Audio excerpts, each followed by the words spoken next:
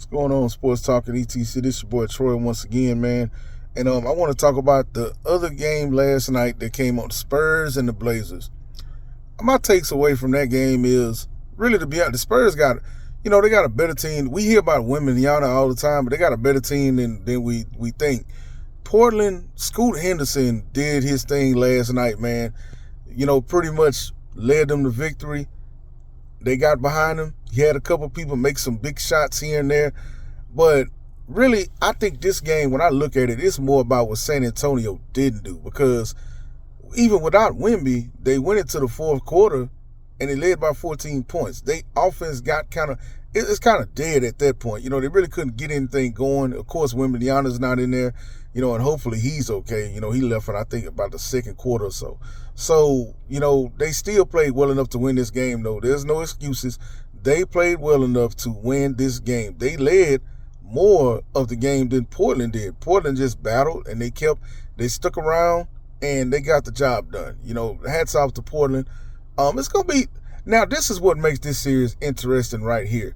When I look at this series, this is a series San Antonio should want to get this series over with as quickly as possible.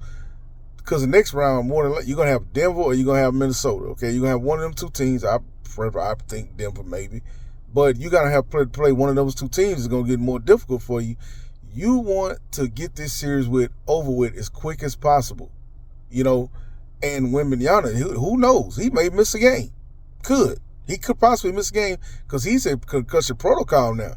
You got to at least, I think you got to at least be in there for 48 hours. So it's going to be interesting to see how that's going to work. Now, if Portland goes over there and steals a game at home, okay, now the series is going to be a little longer. So, I'm interested to see how this is going to play out. But do I think it's something that the Spurs need to just be overly concerned about? No, I really don't.